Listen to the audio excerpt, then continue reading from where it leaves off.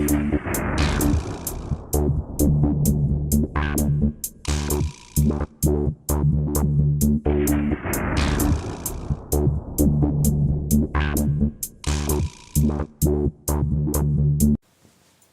system review time, and today we are looking at the GPD Pocket mini laptop. First of all, full disclosure, I was given this GPD Pocket by GearBest to review. I didn't buy it with my own money, but I am free to say whatever I like about it, be it good, bad or whatever. So you will get an honest review. It will be a review from the perspective of a retro gamer who is not a tech specialist. So you're not going to be getting loads of benchmarks and techie stuff. It's going to be like, what's it like to use, what can it do in everyday terms that normal people can understand. Though there are those who would say I'm not normal at all, but you know what I mean, maybe. So, mini laptop, that is the key phrase here. Let's compare it to its sibling in terms of size. This is the GPD Win.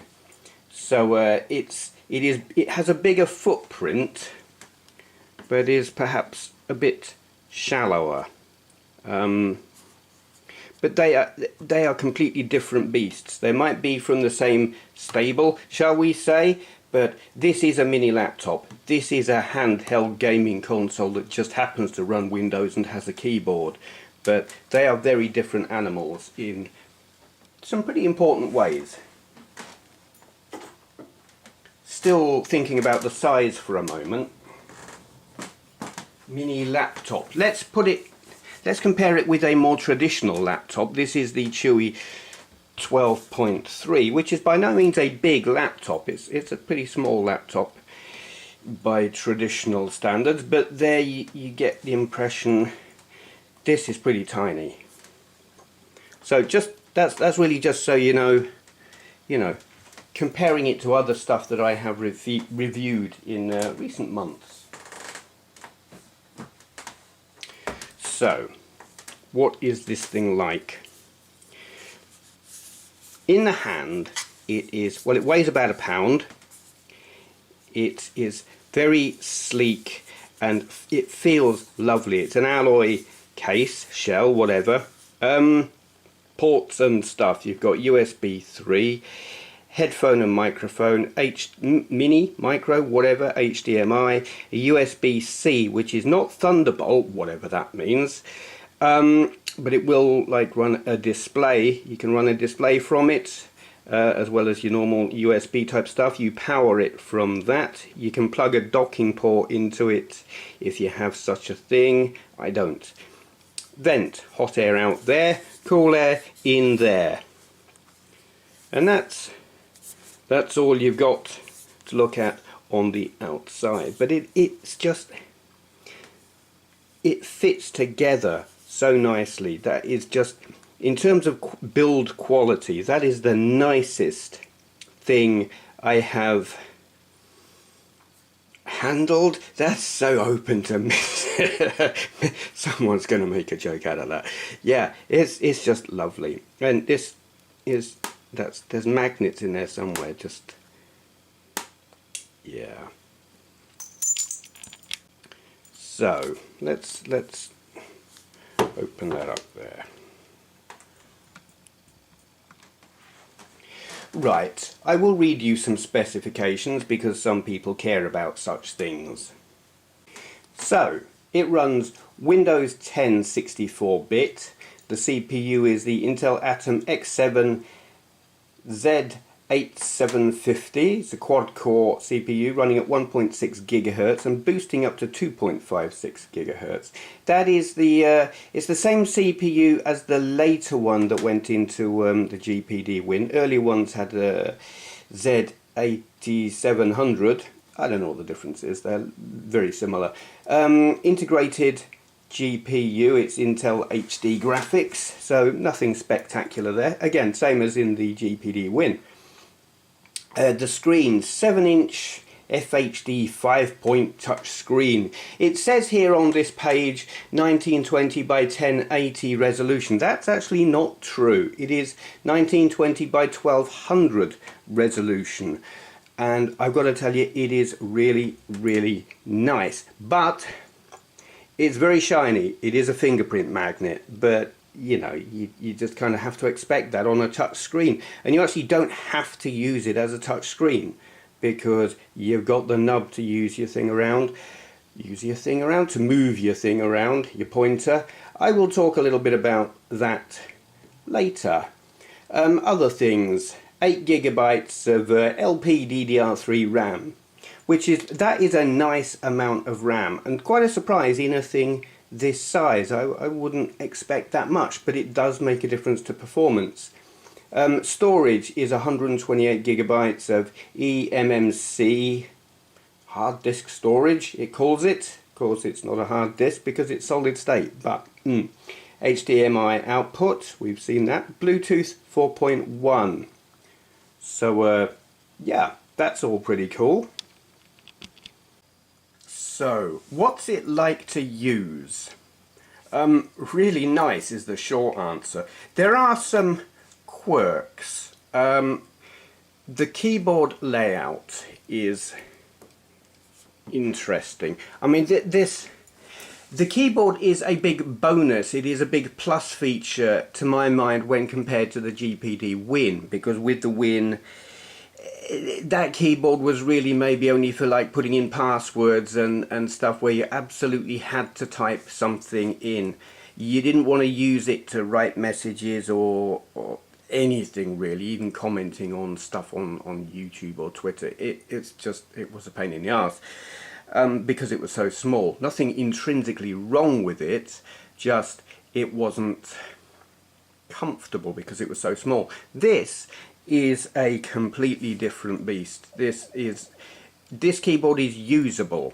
It has some quirks, namely, because you have got the caps lock here, all of these letters have been pushed along that way slightly. You would want your A just here, because when you come to be, I can't touch type, but I'm sort of a reasonably quick-ish typist. When I'm just blathering away on the internet and leaving comments and stuff, I can type reasonably quickly. But here, all of this row is slightly further in that direction than I expect it to be, and I do wind up hitting the wrong key. So that is a compromise, and it also renders, if you wanted to play a first-person shooter, and you were going to use the keyboard, well, your WASD keys are just not, no, it's not quite, you end up hitting the caps lock and it doesn't really work too well like that. But in terms of typing stuff, you get used to it, you do adapt. I think if you used it a lot, you wouldn't even notice after a time, but if you're switching between a normal everyday computer and this, it takes a little brain adjustment, shall we say. There is another oddity, well, there are several oddities really. There are certain keys that are in what you would consider to be strange places, because compromises have had to be made to fit it all in. And this is, I believe it's a US layout, but I'm using a UK key map, which I'm doing that because on a US layout and on this keyboard there's no pound sign. And if you are British and you're typing anything and you're talking about money, you're going to want a pound sign. So on here, the pound sign on the UK key map maps to the hash key. And the hash key is mapped to something else. I'm not sure what it is. But I think it's to that key actually, yeah. And what I don't have is a backslash key, which is one that I'm less likely to be using.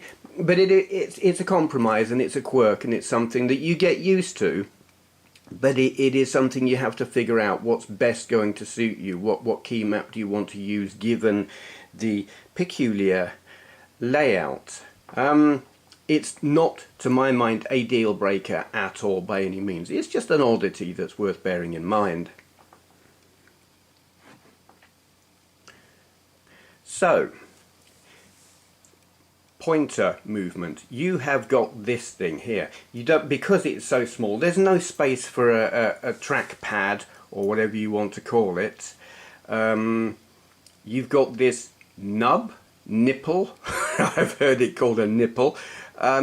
It's the first time I've ever used one of these, and I thought I'm gonna hate that, but I don't. I actually really like it. The GPD Win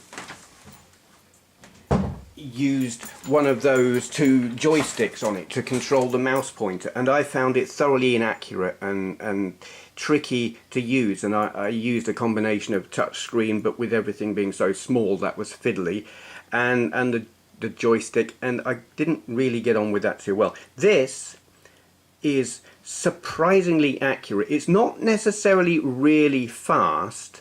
You can't swipe it about quite as fast as you could with a traditional mouse, or indeed even a traditional laptop touchpad thing, but it's quick enough.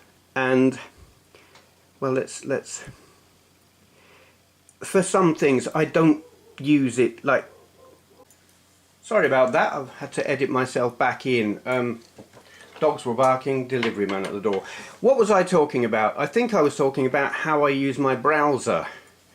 I don't use, I'm trying to reach around the camera to do this, I don't use the pointer and the nub thing, because you can just do, make a layout, there it goes.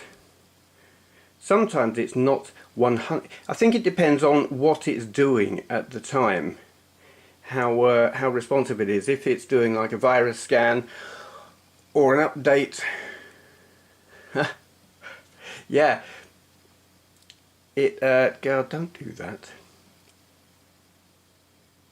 It becomes slightly sluggish to respond, and you push it and you think it hasn't done it, and you push it again, and but when it's not doing anything, when it's just idling like this, it's really nice and responsive and accurate, and just much easier than moving your pointer around. Interestingly as well, it does seem to, I don't know if this is Windows gestures, but two fingers isn't doing anything now. There. It's like a left, no, it's like a right mouse key thing. Can you even see it? Is my camera overexposing it? It probably is. Yeah, it's like a right mouse click, which is really cool, though I think just holding your finger on it for a moment has the same effect. Yes, it does. That's rather good. I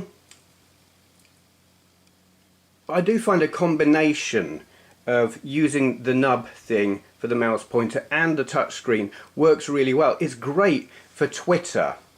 I just sit and scroll like that. I don't bother with the mouse pointer at all. I just sit and scroll through it like that, which is great. That is how I normally use Twitter, because normally when I'm on Twitter, at least when I'm downstairs in the living room with the telly on, I'll have my little tablet in my hand and I'll be scrolling through like that. But being able to do that on here is great, because it is just so much more versatile than the tablet. I don't generally type tweets or messages or anything like that when I'm using a tablet, because I hate touchscreen keyboards. But with this thing on my lap, brilliant. I write stuff as well as reading, and it is just, you get the best of both worlds with this touchscreen. Combination of the pointer and the screen, you can work quite quickly, and I do like that a lot. So, what can you do with this thing? That is probably a reasonable question. Quite a bit, to be honest. It will run Open Office, it will probably run Microsoft Office, but I don't want to pay that kind of money. I don't actually want to pay any money, but that loads up in a reasonable time.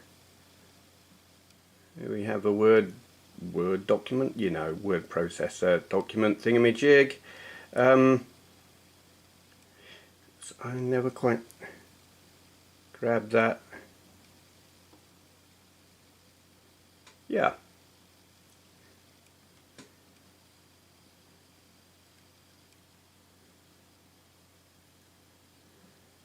It's usable.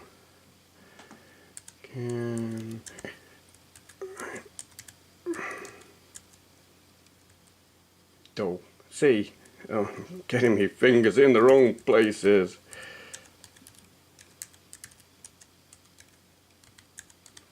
Not typing too well because I'm reaching around the camera.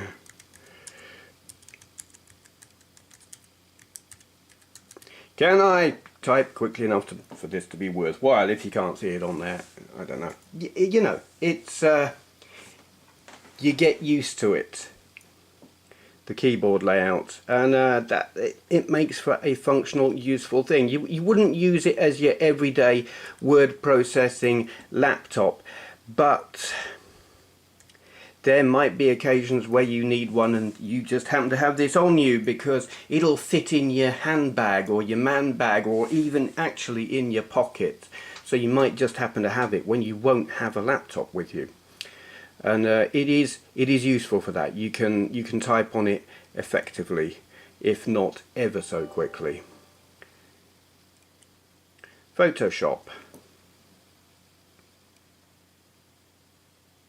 It occurs to me while I'm loading this up that I don't actually have any photos stored on here at the moment, so I can't load them up and show you. Well, look, there's my reflection. Yay. Hi.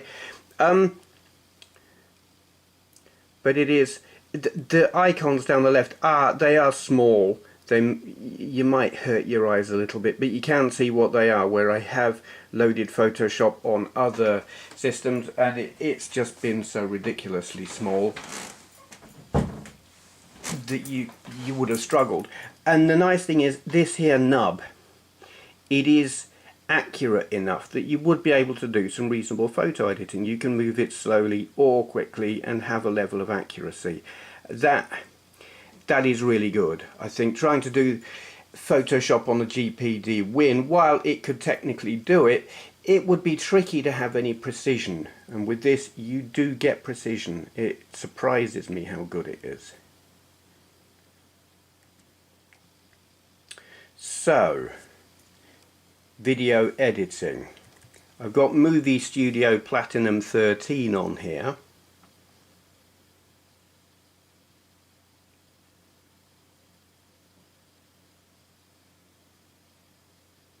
We'll just let that load up. I'm letting it run so you can see how quickly it loads stuff up. Some people might not want the long pauses, but too bad. I could have just reached there and pressed that, really.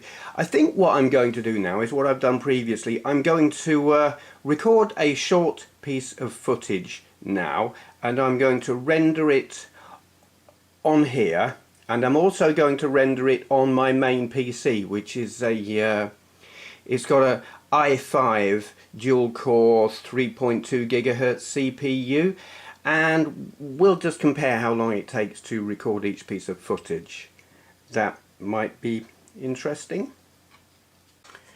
Okay, so I was going to show you the clip that I recorded and then edited, but I decided, well, you didn't need to see that anyway. You just need to know what it was and what I did with it and how long it took. So it was a 159 megabyte file of 1080i footage, which, how long did it last? 1 minute and 17 seconds, which I rendered to 720p with some minor adjustments to the audio. On my desktop, it rendered in 3 minutes 10, and that's on an i5 dual core 3.2 gigahertz. On this here GPD Pocket, it rendered in 4 minutes 22. So, you know, it is not a rendering powerhouse, but you can do it. You can edit video on here. If you're out in the field, yeah, you can do your video rendering. Useful for, say, you're on your holidays, you're in a local cafe, you haven't got your laptop with you, but you've got this in your bag, and you just want to do a little bit of editing and then upload it using the cafe's Wi-Fi. Something like that. There are uses. It can do stuff, and that impresses me no end, because yes, it's tiny. Yes, it can be fiddly doing the editing, but it works. It will do it. It doesn't overheat while it's doing it either, because it's got the fan on there. It does the job. Yeah, you can use this for practical things. So let's have a look at well, I would say my main use, but you know, it's kind of what this channel is all about, and that's gaming. and retro gaming in particular. So we'll have a look at some emulators and see how well they work on here. Okay, I tend to use the same games on the same emulators when I'm testing these pieces of hardware, so you can get a fair idea if you want to compare. This is MAME, this is Cruising USA on MAME. I'm hoping I've configured it. I don't know how well you can hear that, but I'm getting what I frequently get on hardware that isn't entirely up to the job, and that is a little bit of echo on the audio, where you get sampled speech. It repeats slightly. I don't know why it does that, but there, I did it myself. I must have an underpowered brain. Yes, the audio stutters slightly. But in terms of playability, it's there, you know. You can play this and have fun and not be thinking, oh god, this is crawling. It's decent enough. For a controller, because obviously this doesn't have the built-in controllers of the GPD Win, I have plugged in a USB Xbox 360 style pad. It's not an official one, but everything I plug it into thinks it is, and it works really nicely with this with the GPD Pocket. Right, let's have a look at some other games. So, Dodonpachi, because it requires a certain amount of oomph to run at full speed.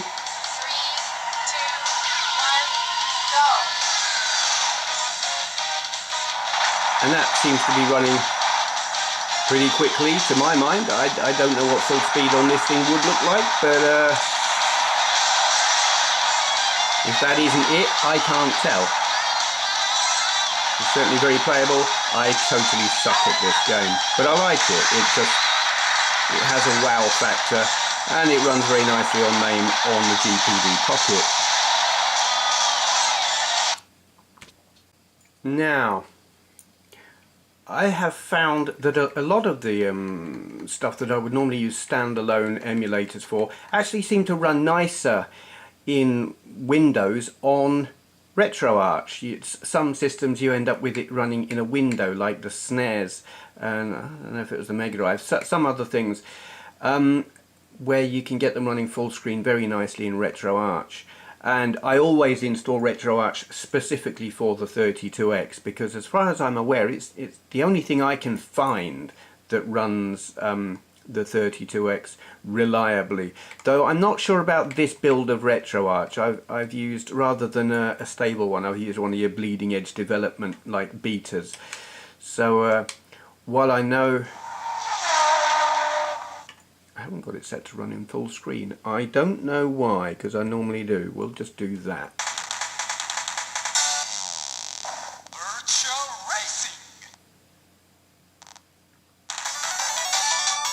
Yeah, all right.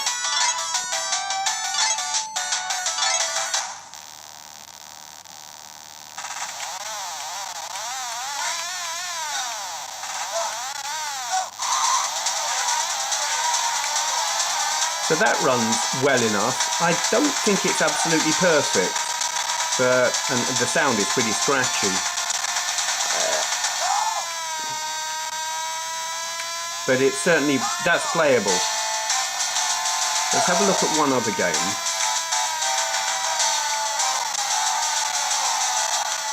Right, on Retroarch, the 32X emulator running Afterburner complete. Do you hear that? Yeah, I'll get ready. That is struggling.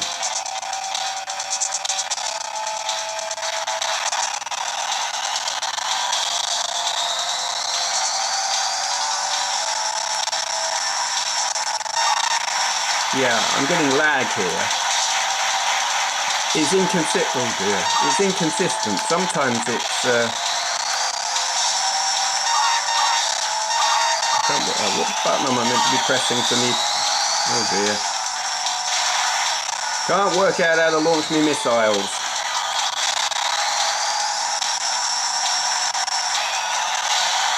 Oh dear. I'm gonna die. Come on, fire your... Oh, there we go. Anyway. So that was struggling a little bit. I'm pretty sure that is nothing to do with the GPD Pocket. I think it is the particular build of Retroarch I've installed. If I had more time I would try different builds, but I don't. So yeah, moving on, let's have a look at... I can tell you straight away without trying it that the Amiga runs absolutely beautifully. You would expect that, but what I want to demonstrate are things that they take a bit more oomph. You know, like the snares and the Mega Drive and things like that, they're absolutely going to run fine, but some emulators take a bit more. This is the Jaguar emulator, and emulating the Jaguar is not it. A lot of things just won't do it.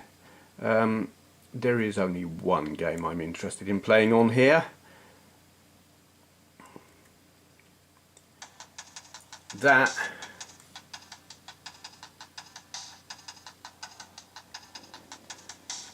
is gorgeous, and it's running, as far as I can tell, at full speed. I'm using the virtual Jaguar emulator. Come on. Apologies for the reflections on the screen, but it's a reflective screen. What do you expect? Yeah, I've had a go at this on other... What was it? I tried it on something recently, and it might have been the Chewy, and it wasn't really running at full... Oh dear. It was barely playable. I can't remember what it was. It was something Windows based. But this is doing a great job of it. Oops. Because occasionally you get the occasional glitch, but that's playable. Very pleased. Okay, one that always challenges pretty much everything I run it on is the Sega Saturn Yabose, whatever, I don't know how to pronounce it. I don't know where I put that. I had Radiant Silvergun on here, but anyway, Radiant Silvergun ran very nicely. Let's just see how this runs though. This is Sega Rally. This is the one that really is always the one to test it. It's more challenging. Rally Championship. 3, 2, 1, go. Yeah. Frame rate is not amazing.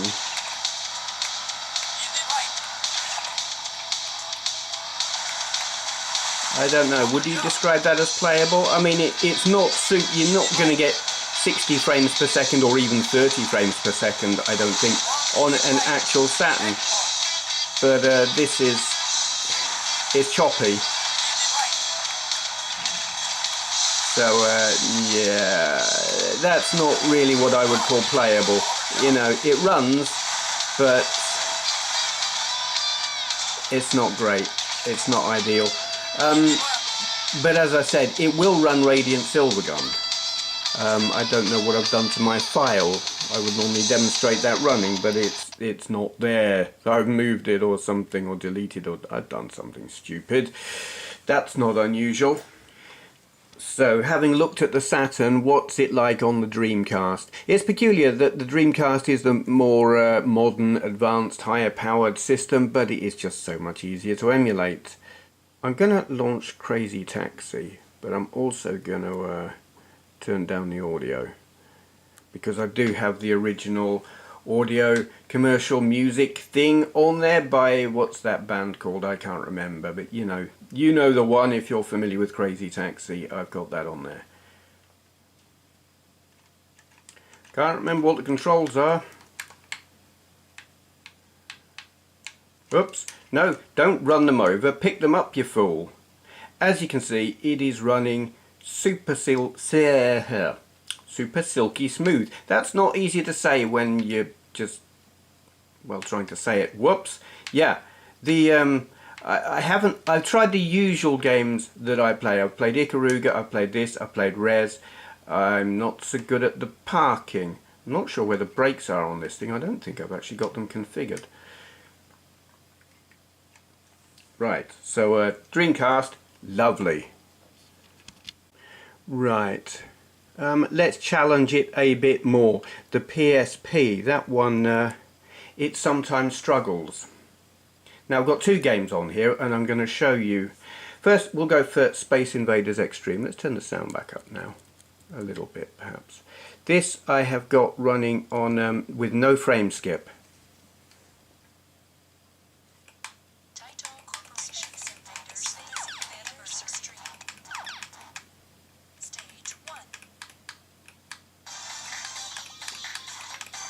And that is beautiful. It is, you know, it's running really nicely. I don't need to use any frame skip at all. It's lovely and smooth, and I just love this game.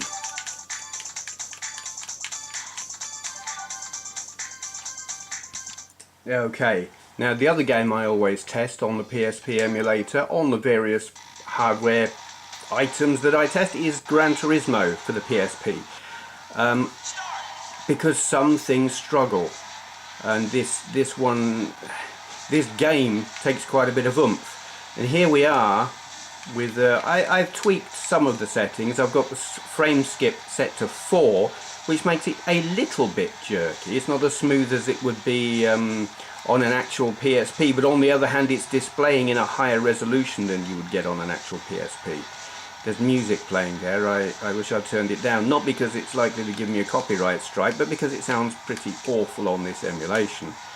But as you can see, that is playable, and that's actually possibly the best I've had this game emulated on any of the systems I have tried so far. And that pleases me a lot, because those of you who are familiar with me and my channel and my videos and stuff will know I love Gran Turismo. And if I can play it on the go, a decent version of it, I mean, yeah, you can do Gran Turismo's 1 and 2 on just about anything. I can play them on my watch, not kidding. But for something a bit more advanced, yeah, it pleases me. Okay, so final emulator we're going to test here is Dolphin for the Gamecube. I imagine there's a full screen mode here. I just don't. I haven't got it set or configured right for it to start up in full screen or something like that. I don't know. But is that full speed? I know I had it running on the GPD Win, and someone came back and said that's about half speed. I'm not sure, but it's certainly playable. And I do love this game. Even if I'm not necessarily good at it, it's beautiful, and that it runs in an emulator on what is not an especially high-powered piece of kit pleases me no end. Okay, let's move on. So that's emulators, and it's obviously really quite capable of emulating. Well, I haven't tried emulating the PS2 on it. And maybe I should, but I'm short on time. Certainly on the GPD Win it would just about, almost nearly, but not quite, play Gran Turismo 2. At a later date I may try that on here, but right now I haven't. So it's not set up, I don't have the time to set it up. We're going to go on to modern gaming. And we're going to have a look at Crysis, because it's kind of my go-to modern game to test modern gaming. What am I? Sentences, good lord, what is wrong with me? Right, here we are in Crysis. I have got all of the settings on medium, except for volumetric effects, which are on high. And I think that just gives you nicer lighting. Can't remember what the button is to run. That's the run button. But as you can see, that's running quite nice. I don't know if you can see it actually. Do I need to turn the brightness up? Can you see it beyond my reflection? In fact, you get the odd bit of stuttering where it's loading, I think. Yeah, like that. It's loading off of the solid state hard drive, but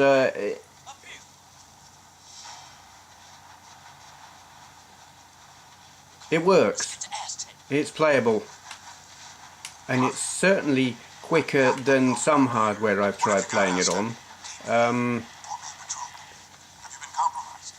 And it's better than trying to run it on my desktop PC, which doesn't have a graphics card, and the inbuilt graphics on that, even though it's got a better CPU, the onboard graphics of my desktop are just rubbish. I'm not paying attention now, so I don't know where I'm going or whatever. But as you can see, Crysis works.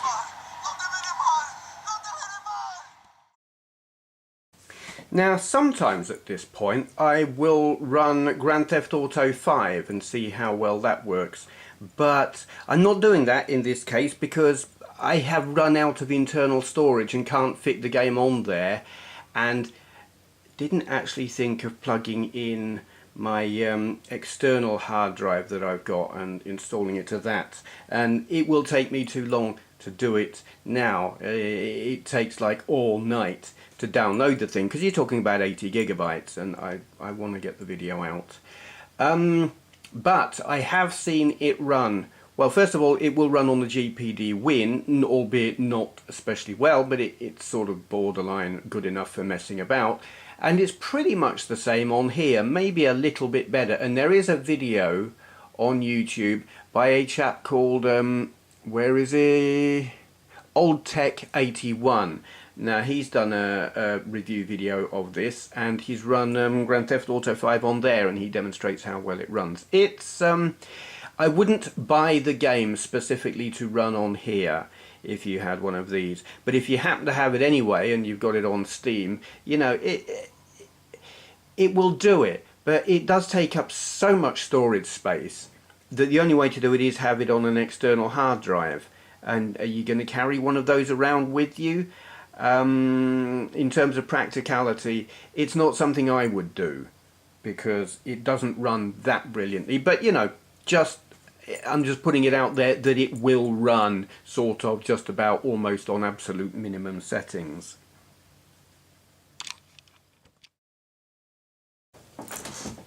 Okay then, so what do I think of this, the GPD Pocket? I gotta tell you, I love it. I think it is incredibly cool. There are some things about it that I find slightly problematic.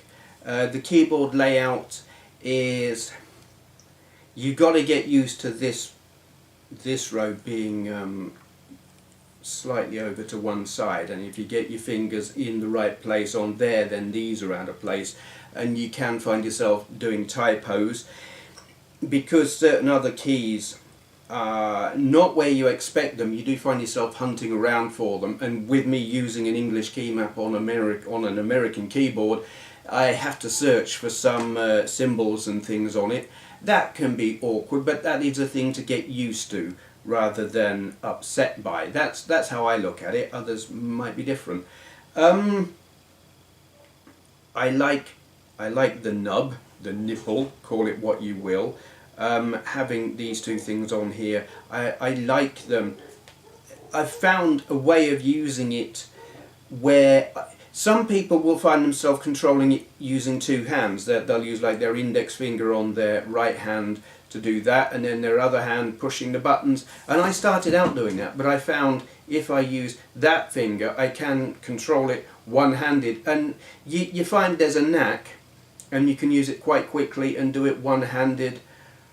And I can do it left-handed. Now, I can't use a mouse left-handed at all, or indeed I never use a touchpad on a laptop left-handed. I just can't do it. But with this, I can do it. And why would that matter? Well, it's what I've found myself using this thing for. Sitting on the sofa in the living room, watching telly. And I've said this before, most of my electronic gizmos and gadgets and whatnot, apart from my main desktop computer, get used in the living room while I'm watching telly. I'm also on Facebook and Twitter and sometimes YouTube. And it is what's the most convenient way of browsing these things? And up until now, it has been the Xiaomi Mi Pad 3. I'd sit there on Twitter with that. But this, it's taken that thing's place, because I just sit there with it on the arm of the sofa, and it sits there really nicely where me the Chewy laptop 12.3 has to basically sit on my lap, and it's just a little bit big for that. This, perfect size for sofa surfing, if you like, and with the touchscreen and the nub, left-handed, right-handed, doesn't matter which side of the sofa I'm sitting. I really like that aspect of it. I was talking about downsides, wasn't I? There is one omission on this that I think is a crying shame. I imagine the reason they didn't put it in, well, I can think of two reasons. One would be they've got a USB-C, so you plug in a dock. It's the lack of a micro SD card, because 128 gigabytes is a reasonable amount of storage, let's be honest. But you can still fill it. I mean, if you were Grand Theft Auto 5 takes up a huge, great big chunk, and it would have been nice to be able to fit that on here without having to have an external drive. And a micro SD card would have allowed for that. But for that kind of thing, you need a dock, or I have plugged micro SDs in using an adapter to go into the USB 3. So, you know, you can use them, but for like main storage, if you like, it's not happening. It's not a deal breaker by any means. It's just a pity. Other notable things about this: battery life is really impressive, actually. I mean, the battery in here is quite chunky. Battery life is variable depending on what you're doing with it, and you would expect that. I have managed, with almost constant use of variable, what do we call it, the amounts of power I've been using. There's been some gaming, emulation, a lot of it just installing stuff. I've been installing lots of software to test on here, and doing that for like a whole day. Downloading, so there's been like lots of Wi-Fi usage, decompressing, installing. I got 8 hours out of it doing that. You know, some of it was just browsing and on Twitter and Facebook, some of it was installing, some of it downloading, some of it gaming, some of it on emulators. 8 hours, just about. That was from absolutely 100% down to virtually nothing. It wasn't quite shutting itself off, but you know, we were below 10%. Hard gaming, well, if I was playing Crysis on here non-stop, or say, I don't know, the PSP emulator or something like that, I would expect to get 3 or 4 hours out of it. I think that would be realistic. I haven't tried that to get a specific figure, but that seems like it would be a reasonable expectation. And that, to my mind, in a thing this size, with this amount of performance, that's a decent battery life. Better than a lot of things that I've tried. So that impresses, and it takes about 2 hours to charge from completely flat to fully charged. And that's pretty impressive as well. So they've got the battery well sorted on here. The screen is gorgeous. The size of the icons and everything with it at this screen resolution is about, I've got it on 200% magnification, which is the recommended level of magnification on there, and you know, you can read the text. I struggle with small text. These are reading glasses. I use them when I'm at my desktop PC. Normally I'm wearing these, and these are bifocals, and if I'm down in the living room sofa surfing with the Chewy laptop on my lap, it's a little bit awkward, because at the distance I've got to have the thing for me to be able to see it.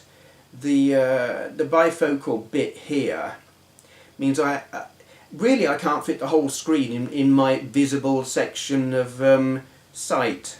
my viewing area, if you like, where the size of this screen being smaller, I can fit it in, I can see the text, and I'm not having to keep doing that to see what's going on the screen and have it in the viewable area.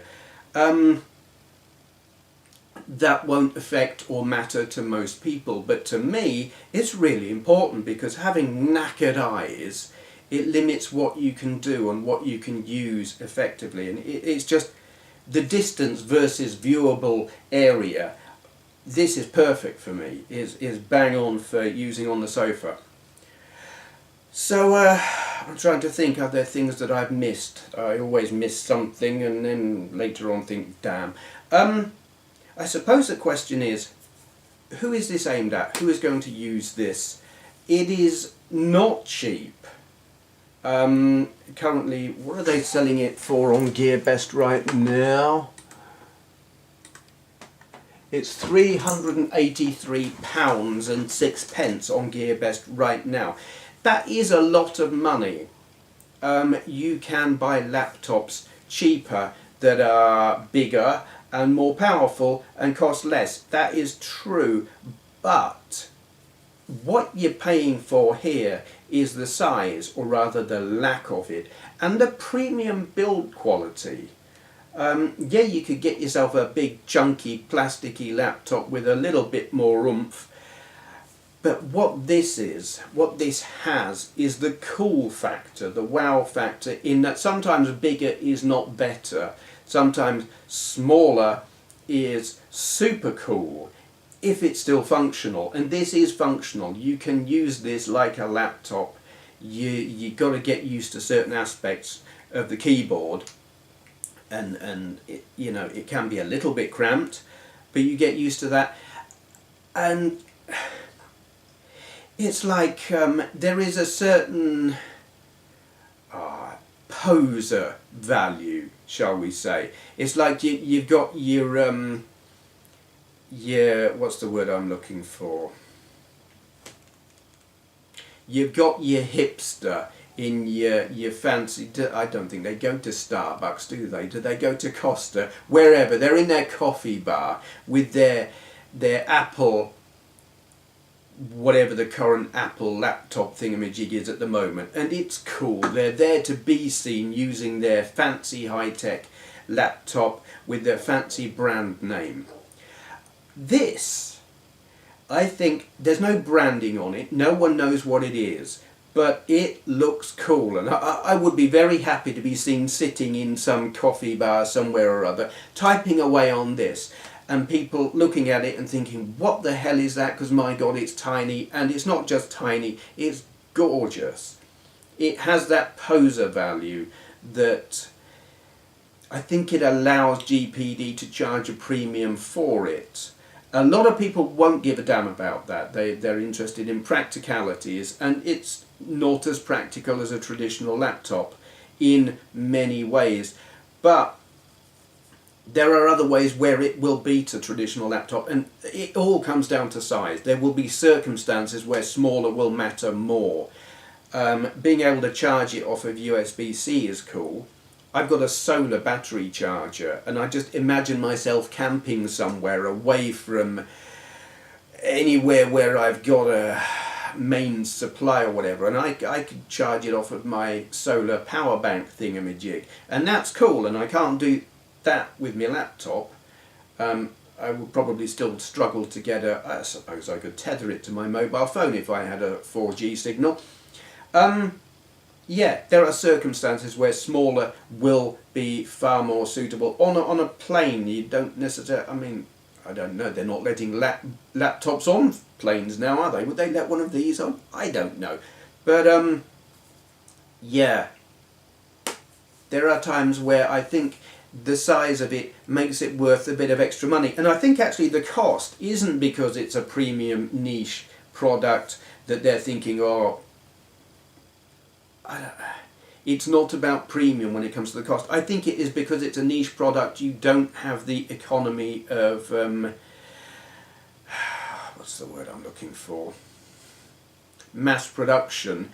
It's a lot of laptops use the same internals. You know, they've got maybe a different case, a little bit different here, a little bit there, but largely they're all using the same bit. And the economy of scale, that's the word I'm looking for, makes them cheaper. This is bespoke. This is not off-the-shelf stuff, albeit, okay, the chips and things like that are, but the only thing that's using this case is this, and probably this motherboard, and you know, without that economy of scale, it's going to cost more. And I do think that explains the price. I think it's fair enough. It's easy for me to say because, as I've said, I didn't pay for it. But put it like this, I saw this, or I've known that this was going to be released fairly soon, and I knew that GearBest were going to get it. But I thought it would be cheeky to ask Tony, can I review one of them? Because my channel isn't that big. I don't get that many views, really. So I was like, yeah, I'm not going to ask, because it's quite expensive. So I was absolutely thrilled to bits when, without any warning whatsoever, alright, I knew about half an hour before it got here that it was coming, because Tony said, has it arrived yet? And I was like, no. What? Big surprise, utterly chuffed. I'm going to stop there because I am rambling and waffling, and you get the gist. I like this, I think it's great. There are very few drawbacks to my mind. Cost will be a concern for some. Sausage fingers might make it awkward for some. I've got little hands and little fingers, so I can work with this keyboard. The lack of a micro SD card is a pity. Everything else about it I absolutely love, and if I hadn't been given one for free to test and had that kind of spare cash, I would buy one for that. I'm looking at the screen because I can see the price on there. You know, yeah, this is something I would buy myself with my own money if I had that kind of money. But you know, it's easy for me to say. That's. I'll shut up now. Big thank you to Tony from GearBest for sending me this. There are links down below with more information, and if you want to buy one from GearBest, click down there. Okay, thank you for watching.